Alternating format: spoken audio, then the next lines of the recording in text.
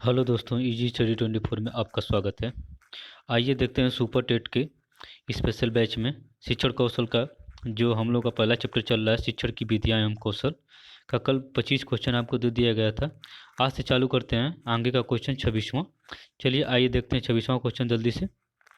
हम लोगों का 26वां क्वेश्चन है, प्रश्नोत्तर विधि में प्रश्नों का संबंध किससे होता है? सुनने वालों से, बी है प्रश्न पूछने वालों से, सी दिया ए और बी दोनों से, डी दिया इनमें से कोई नहीं। तो 26वें का आंसर हम लोग का सी है, ए और बी, सुनने वालों से और प्रश्न पूछने वाले से। ठीक है, चलते हैं 27वें क्वेश्चन पे। 27वां क्वेश्चन है, शिक्षण में सर्वाधिक महत्व किसे प्रदान किया गया? पहला प्रश्नकर्ता को, बी सक्रियता को, सी प्रोजेक्ट विधि को, डी शोध विधि को।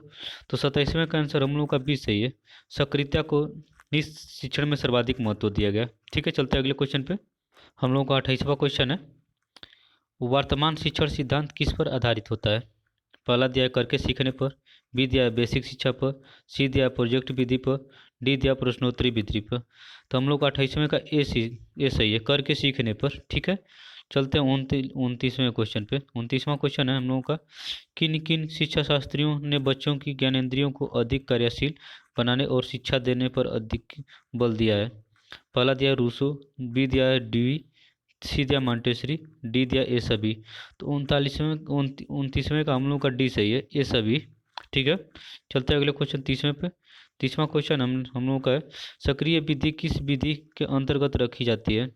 ए दिया है कर सीखने की विधि पर, बी दिया है कथन विधि पर, सी दिया है शोध विधि पर, डी दिया है प्रोजेक्ट विधि पर। तो 30वें का हम लोगों का ए सही है, सीखने की विधि पर।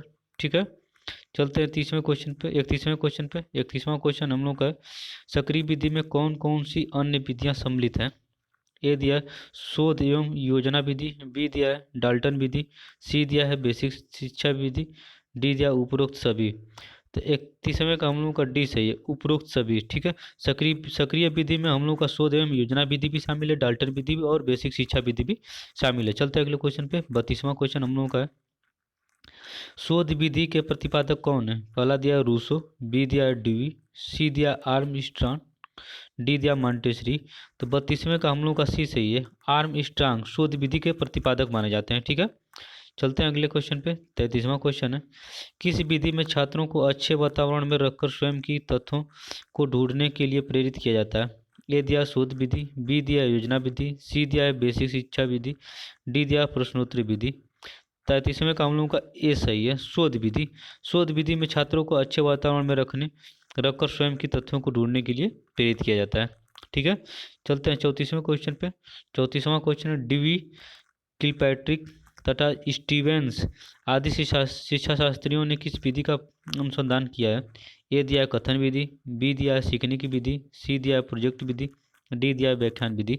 तो 34वें का हम लोग का सी सही है, प्रोजेक्ट विधि में प्रोजेक्ट विधि डीवी कल्पेट्रिक और स्टीवेंस आदि शिक्षा शास्त्रियों ने प्रोजेक्ट विधि का अनुसंधान किया है। ठीक है, चलते हैं 35वें क्वेश्चन पे। 35वां क्वेश्चन है, डाल्टन योजना के जनक हैं, यानी डाल्टन विधि के कौन जनक हैं? पहला दिया आर्मस्ट्रांग, बी दिया हेनल पार्केस्टर, सी दिया है रूसो, डी दिया है डीवी। तो 35वें का हम लोग का बी सही है, हेलन पार्क हर्स्ट। ठीक है, डाल्टन विधि के प्रतिपादक माने जाते हैं। ठीक है, चलते हैं 36वें क्वेश्चन पे। 36वां क्वेश्चन है, कक्षा शिक्षण के दोषों को दूर करने के लिए किस विधि का आविष्कार किया जा गया है? ए दिया वर्धा योजना, बी दिया है डाल्टन योजना, सी दिया है व्याख्यान विधि, डी दिया है कथन विधि। 36वें का हम लोग का बी सही है, डाल्टन विधि।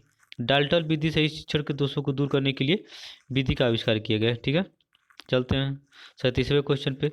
बेसिक शिक्षा के प्रतिपादक कौन है? ए दिया है रूसो, बी दिया है मॉन्टेसरी, सी दिया है महात्मा गांधी, डी दिया है हेलन पार्कहर्स्ट। तो 37वें का हम लोगों का सी सही है, महात्मा गांधी को बेसिक शिक्षा या वर्धा शिक्षा या बुनियादी शिक्षा के जनक प्रतिपादक माने जाते हैं। ठीक है, चलते हैं 38वें क्वेश्चन पे।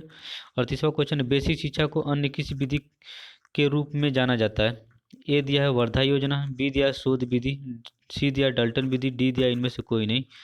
तो 38वें का हम लोगों का ए सही है, वर्धा योजना को बेसिक शिक्षा के को अन्य विधि के नाम किसी विधि के रूप में जाना जाता है। ठीक है, बेसिक शिक्षा विधि को किसी वर्धा योजना के नाम से जानते हैं। चलते हैं 29वां क्वेश्चन पे, बुनियादी तालीम या वर्धा योजना किस सिद्धांत पर आधारित है? पहला दिया बेसिक शिक्षा पे, बी दिया हस्त कौशल शिक्षा पे, सी दिया सीखने का हिसाब, डी दिया शोध विधि। तो 39वें का हम लोगों का बी सही है, हस्त कौशल शिक्षा पर। ठीक है, बुनियादी शिक्षा भी और वर्धा जो योजना है हम लोग को हस्तकला शिक्षा कौशल पर सम्मिलित है। ठीक है, चलते हैं 40वें क्वेश्चन पे। 40वां क्वेश्चन हम लोग का है, शिक्षण को प्रभावी बनाने के लिए किस कौशल का प्रयोग किया जाता है? पहला दिया प्रस्तावना कौशल, बी दिया पुनर्वलन कौशल, सी दिया दृष्टांत कौशल, डी दिया व्याख्यान कौशल। तो पुनर्वलन कौशल शिक्षण को प्रभावी बनाने के लिए, ठीक है, प्रयोग किया जाता है। चलते 41वें क्वेश्चन पे। 41वां क्वेश्चन हम लोग का है, कक्षा में जब कोई शिक्षक नया पाठ आरंभ करता है तब वह किस कौशल का से परिचित करता है? पहला दिया प्रश्न कौशल, बी दिया है व्याख्यान कौशल, सी दिया है प्रस्तावना कौशल, डी दिया है प्रश्न प्रक्रम कौशल। तो 41वें का हम लोग का आंसर कौन सही होगा बताइए? तो इसका सही आंसर सी होगा, प्रस्तावना कौशल। ठीक है, जब शिक्षक पहले क्लास में जाता है तो कौन सा कौशल का प्रयोग करता है? प्रस्तावना कौशल। ठीक है, आइए देखते हैं 42वां क्वेश्चन। 42वां क्वेश्चन है, तथ्यों, सिद्धांतों एवं अन्य विषयगत संबंधों का स्पष्टीकरण जिसे शिक्षक बच्चों को सुनना एवं समझना चाहता है, किस कौशल की अभिव्यक्ति है? ए दिया व्याख्यान विधि, बी दिया कथन विधि, सी दिया प्रश्न विधि, डी दिया शोध विधि। बताइए इसका आंसर कौन सा सही होगा? तो 42वें का हम लोगों का ये सही है, व्याख्यान विधि। ठीक है, चलते हैं अगले क्वेश्चन पे। 33वां क्वेश्चन है, जहाँ अनुक्रियाएं शाब्दिक न होकर सांकेतिक हो तब उसमें पुनर्वलन होता है या शाब्दिक पुनर्वलन होता है, धनात्मक पुनर्वलन होता है कि ऋणात्मक पुनर्वलन होता है? बताइए। तो हम लोग 43वें का बी सही है, अशाब्दिक पुनर्वलन होता है। ठीक है, ये बी वाला सही है। ठीक है, चलते हैं 44वें क्वेश्चन पे। 44वां क्वेश्चन हम लोग का है, पुनर्वलन कितने प्रकार का होता है? पहला दिया 2 प्रकार का, बी दिया 3 प्रकार का, सी दिया 4 प्रकार का, डी दिया 5 प्रकार का। तो 44वें का आंसर हम लोग का ए सही है, पुनर्वलन 2 प्रकार का होता है। ठीक है, धनात्मक पुनर्वलन और ऋणात्मक पुनर्वलन। ठीक है, चलते हैं अगले क्वेश्चन पे। 45वां क्वेश्चन है, 45वां क्वेश्चन देखते हैं, उद्दीपन कौशल के 2 प्रमुख घटक कौन कौन से हैं? ए दिया शारीरिक संरचना, बी दिया हाव भाव, सी दिया ए और बी दोनों, डी दिया है हाव भाव एवं दृष्टांत कौशल। तो 45वें का हम लोग का सी सही है, ए और बी दोनों। उद्दीपन कौशल के अंतर्गत शारीरिक संरचना और हाव भाव दोनों प्रस्तुत किए जाते हैं। ठीक है, 46वां क्वेश्चन देखते हैं, दृष्टांत कौशल कितने प्रकार के होते हैं?